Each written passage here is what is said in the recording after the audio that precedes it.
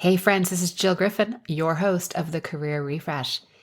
This week, I am doing a recap episode of the 5 trends that I have seen throughout this year to help us thrive in a modern workplace and to create career resilience.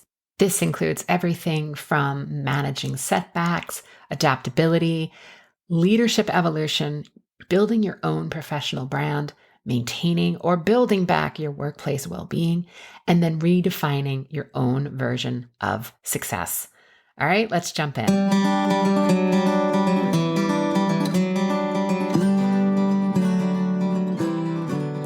So this episode is intended to lay the groundwork and the foundation for as you approach your career and your career strategy for 2025, you want to be thinking about these 5 things and what they mean to you. So I'm going at them at very high level, and the job for you, the task, the homework for you is to decide if these apply to your world and your professional career, and if they do, what do you want to do about them? The first is that recovery is the new success. I'm hearing from a lot of people that last year, even if you maintained your job, was just a challenging year. A lot of uncertainty in the marketplace. We had a presidential election. We had very low unemployment. We had high wages, but still people were feeling like things weren't where they should be. And career setbacks are no longer about failures in and of themselves. It's the reframe that this is a growth moment.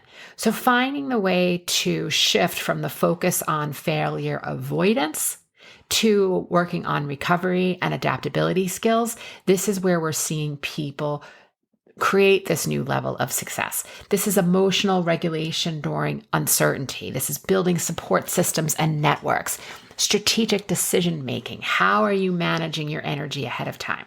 When you think about practical applications for this area, I would love for you to think about how you might respond to a career setback. And I realize that's a little bit in the void because you don't know what that's going to be, but you can start practicing and managing your mind now and also fortifying your network so that if there is a challenge that you need, whether it's hiring someone because a colleague or someone who reports to you quit, whether it's looking for a client because a new client is needed to fulfill the roster, or really thinking about where you want to take your career next, this is that practical application. It's also thinking about, do you want to create multiple income streams?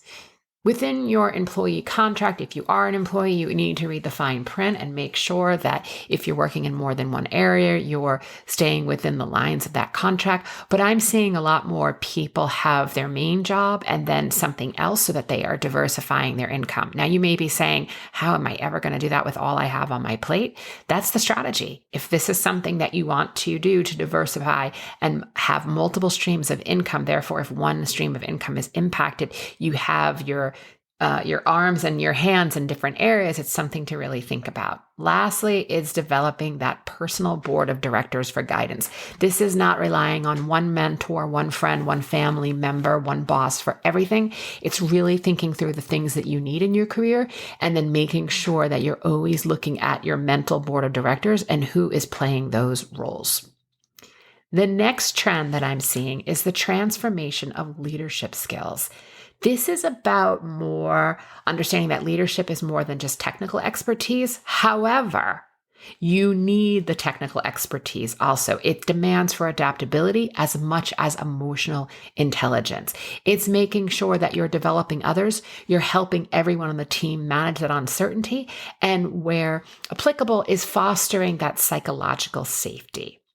The things that you want to be thinking about is how are you navigating ambiguity and also working within hybrid teams. And whether your team is stretched across multiple regions or countries, how are you managing that team and making sure that people are all marching towards the goal and what it is that what your remit is and what you need to create?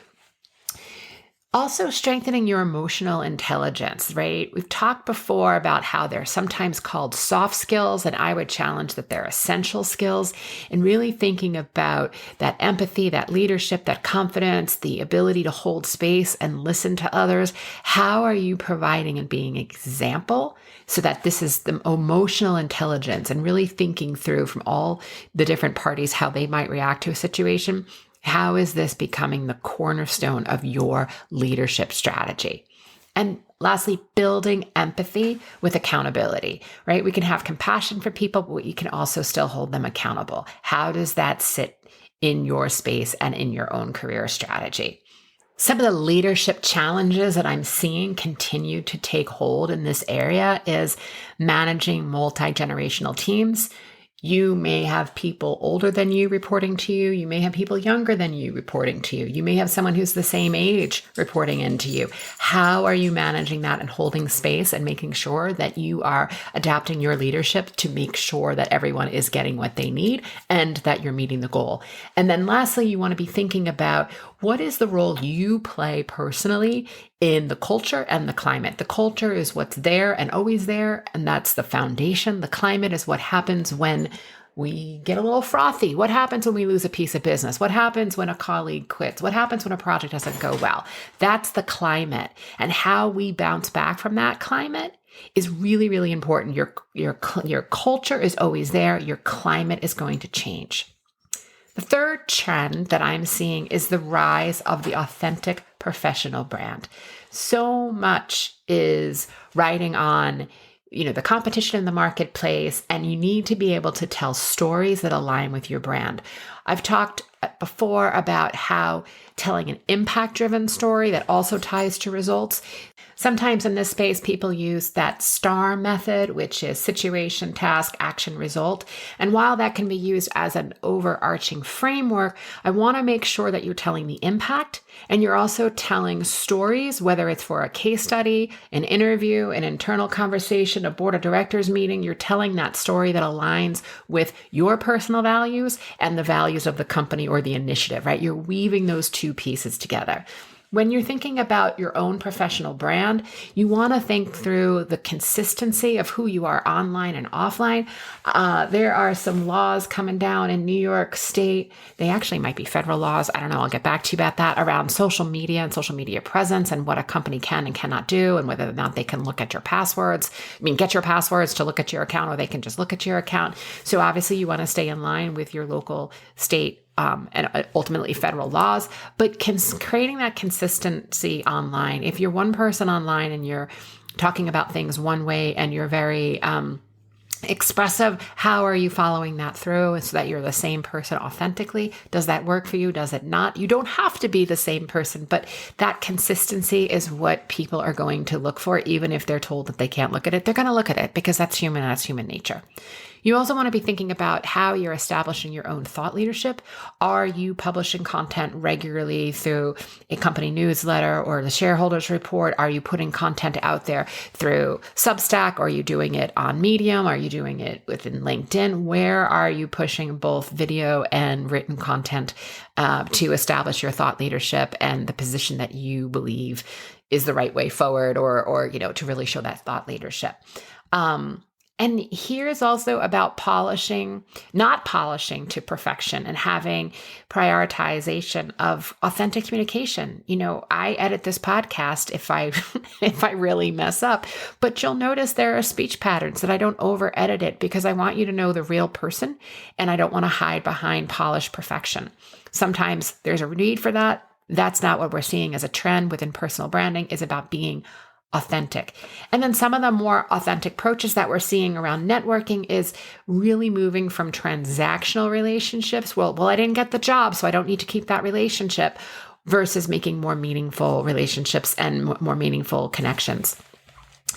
The next trend is the integration of wellness and work. And while HR departments everywhere have been trying to figure out how to integrate benefit packages and workplace and how to maintain well-being, there's no hero, folks. This has really got to be you. And it's great and awesome if your company offers it, but I'm going to tell you, we need you to be the hero of your own journey. This is making sure that you're not getting into burnout. This is managing your mental, emotional, and physical well-being. It's understanding that there may be seasons or seasonality to your business, and therefore the climate might be a little bit more intense. And if that's the case, how are you taking care of yourself? We also want to think about stress management and how you're managing your stress and what I call the 3 C's of boundary setting. Where are you using confidence, clarity, and certainty to help manage your mind? When you're thinking about practical applications, really building sustainable workplaces. Is it expected of you, or is it just what you think is expected? Getting that level of clarity.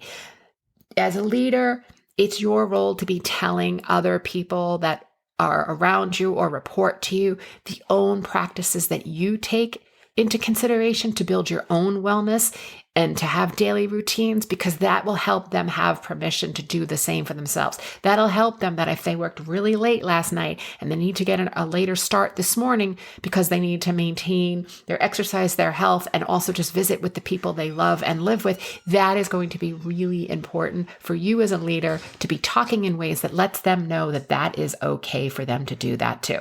The last trend that I am seeing is redefining career success. Career success is no longer linear. It's about fulfillment, impact, and adaptability.